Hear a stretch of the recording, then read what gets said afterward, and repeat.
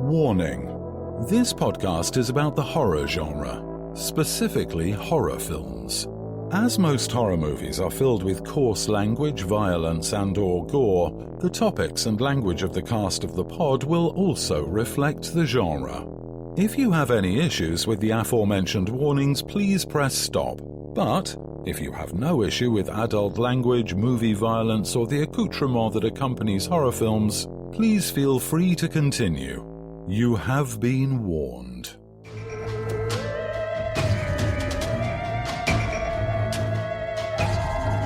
what?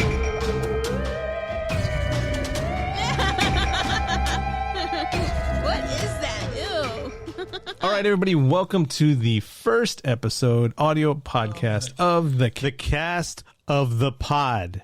The cast of the pod. This is a quick edit I had to do because I said cast of the dead, but it's cast of the pod. Okay, back to our regularly scheduled podcast. I am Josh. And I'm Deb.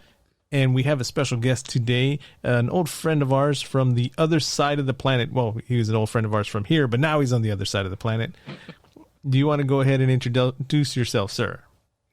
Oh, man. I am Paul, formerly known as PAW, Paul. From back in the HTV days. The less infamous Sir Smoke a lot. I actually don't smoke anymore. That's good. That's good, especially with all the lung stuff going around nowadays. Yep. Yeah, it's probably not a good idea. Yeah, we can't talk about that. Can't say that word because then you get shadow banned. Miley Cyrus? Yeah, that one. That's one of the major C words, Cyrus. But so we're doing a new project, and that project is the cast of the pod. Deborah and I were going to watch a movie the other day, and it's like, you know what? We hadn't done a podcast in a while, so let's go ahead and, because we have our Bucket of Popcorn podcast, and we have our Josh and Deb podcast, and it's like, let's do one that's horror-centric. Specifically horror. That's what horror-centric means, Deborah. But in case anybody didn't know. I did not know that. What is he talking about? Oh, man. But so we're doing Cast of the Pod, and instead of doing reviews, because you can't convince anybody that this is the greatest movie ever, the worst movie or whatever. Everybody has their favorites. So we're looking for people to talk about their memories of these horror movies, or what they like from these horror movies, what they didn't like from the horror movies, something that sticks with them. And we actually got a couple of memories on this one with Paul, and we'll talk about that later on. But Paul, where do you want to start off with? Because Deb and I honestly recorded one of these already for Dawn of the Dead. That's what we're talking about today, the 2004 remake. And you sent us a letter on a message about ideas that you had for it. And I was like, man, we should have talked to Paul before we recorded the first one. Oh, man. So sort of on, sort of off topic. I've actually been wanting to do something like this myself. Nice. But I don't want to do it by myself. I'll be honest. I don't want to do this shit by myself. And like Dawn of the Dead 2004 is probably one of my favorite zombie movies ever. I mean, some people probably shun me for that, but I mean, I love it. Did we see it together? Yes. We did, right? Okay. Yes. I can't remember. Like I was like, I think I saw it with them, but yeah, I didn't really think about it as a review, but as I was watching it, when you mentioned the movies, I had asked you the movies that you were going to review first, and Dawn of the Dead was first. I was like, oh, hell yeah. So I went and watched it, and I was like, sat down with this. Well, you guys, you can see it, but no one else can. So I actually took a little notebook, and I started writing notes as I was watching the movie. And I was like, wouldn't it be great if this was a job? Like, if I could get paid to do this, it'd be amazing. I was just having fun, just like watching my favorite movie and writing notes. And so I have some stuff. But I was curious on how you all started, I guess, your original recording. So how did you kind of start that? I don't know, even though we've heard it like 40 times, because we went and hired a voice actor to do a warning bit for us. And he did an amazing job. And we wanted, yeah. His name is Peter. I can't remember his full name. I'll put it on the Facebook and all that. We hired him through Fiverr. Amazing job, Peter. Yes. I told Josh, we need someone that has a voice to make it, because it's going to be horror. So, and he did perfect. Yeah, and what says horror more than an English accent? No, Villainous. no, but he did great. Why did we choose this one? Because this was the movie that we were starting to watch, and it's like, you know what, we ought to do a horror podcast. But you did bring up something in your message that I completely forgot about, how they showed this movie. It was like on USA, right? Like on USA Network or something like that? I think so. I can't remember the station, but yeah,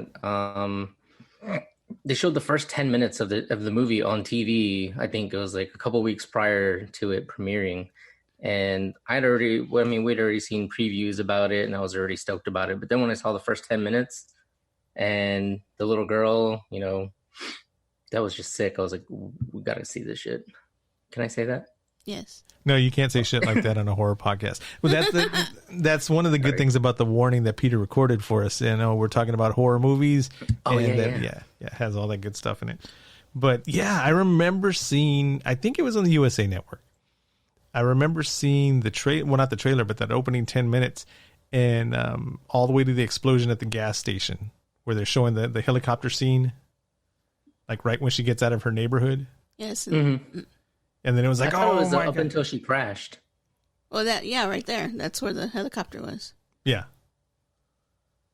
After she gets out of her neighborhood and then she's going down that long stretch of highway and then they show a car cross the highway and get hit by like a bus or something like that. And it goes into a gas station and it explodes. Yeah. And then after that, she okay. crashes. Okay. Yeah. And she's looking at it, and that's when that guy tries to open Steal the door. car. Yeah. But He was just trying to join her. I don't think he was trying to steal the car. I don't know, man. Seeing how people Those are some things we nowadays. can think about. He was like, "Scoot over, I want to ride." I mean, that would be me. I'd be like, "Ma'am, scoot over. Let me." I would open the back door and got in. And be like, just drive. Homeward, James. Like, I'm not dead. I promise. Oh, while I'm drinking the water. Something a dead man would say. That's what Ving Rhames tells her, right? Say something. Yeah. Yeah. And she's like, And "Please." please or police? I don't know. Because he is a cop.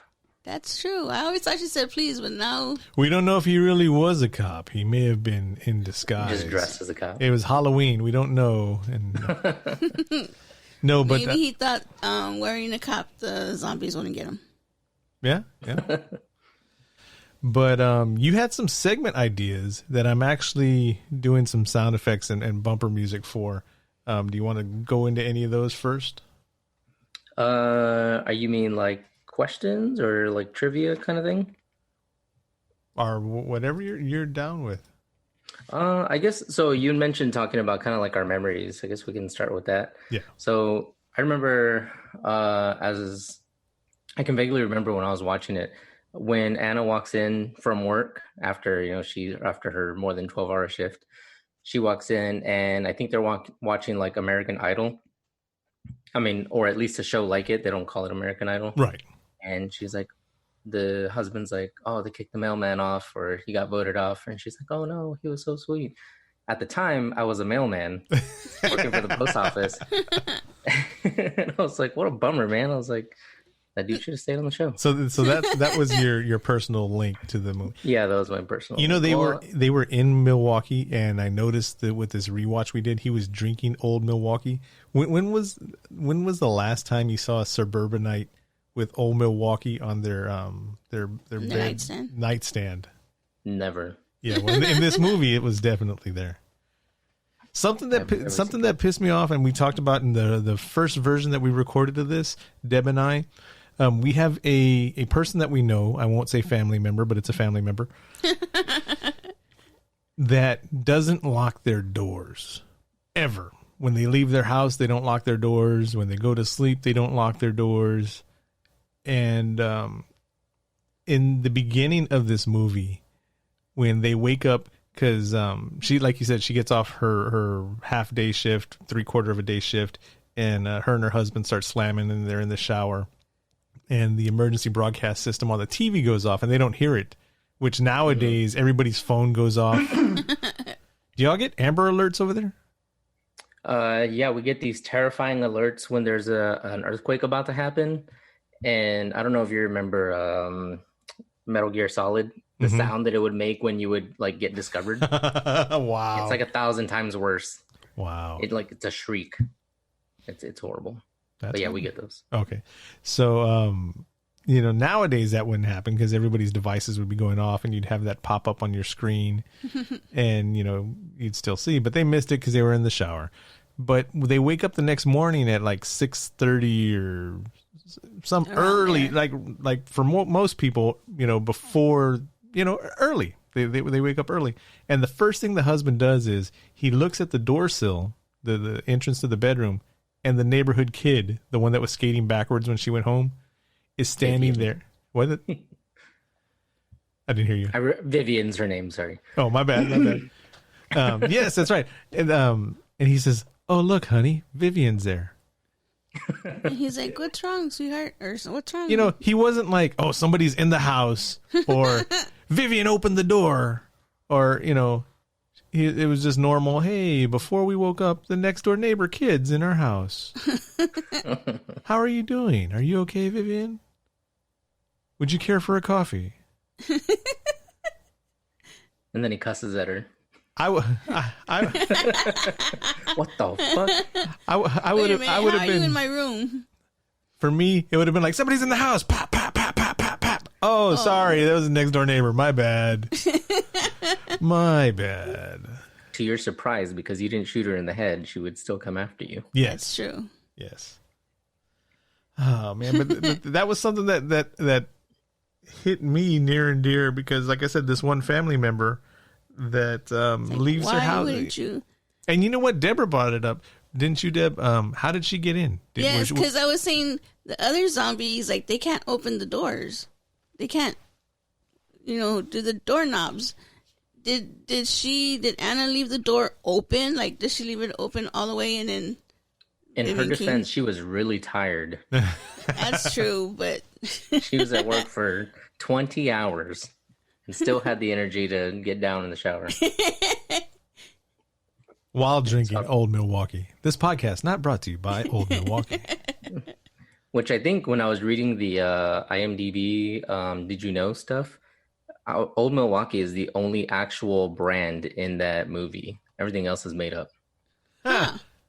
I did not know that. Hopefully when you read that, you're like, "I don't remember seeing Old Milwaukee. Where's that at?" And then I don't remember it. Yeah, it's on the nightstand. What I did learn about it, Zack Snyder was the director for this. Yeah. The guy that messed up all the DC movies. What did he make? He made Scooby-Doo, I think. Oh, okay. I think people were like super pissed off that Zack Snyder was gonna make Dawn of the Dead because they're like, Scooby-Doo guy can't make a horror movie, and he sure as hell did. Dude, he did a great job in this movie. I love this movie. Well, talking about other personal ties, I remember we all were kind of amazed at the two major references to San Antonio, which were the Riverwalk that they mentioned on the radio, and then when they got to the mall, which was Crossroads Mall. Meet you at the crossroads where you will be lonely. Yeah, they definitely weren't lonely. But yeah, those two major ties were pretty cool. It's like, oh shit, they're in San Antonio, but they were not. Yeah, they were not. Hey, we can just pretend. We used to say they were. Oh, look. So he also directed, I did not know he made that, The Lost Tape, Andy's Terrifying Last Days. So there's Yeah, I haven't seen that. Is it on the DVD? It is on the DVD. Oh, we all saw it. Shit. I'm old. I forgot. He did Watchmen, which was great. 300, great. Sucker Punch, yeah. I never watched it. Man of Steel, Batman versus Superman, Justice League, Not that I'm a hater or anything. But supposedly he's also doing Army of the Dead. It's in post-production right now. Ooh, I'm looking forward to that. Is that a remake? I do not believe so. It says, following a zombie outbreak in Las Vegas, a group of mercenaries take the ultimate gamble, venturing into the quarantine zone to pull off the greatest heist ever attempted. Starring Dave Bautista, Ana de la Regia, and this is a zombie movie? Garrett Dillahunt, Ellen Purnell, Theo Rossi, hey. Yep. Hiroyuki Sanada.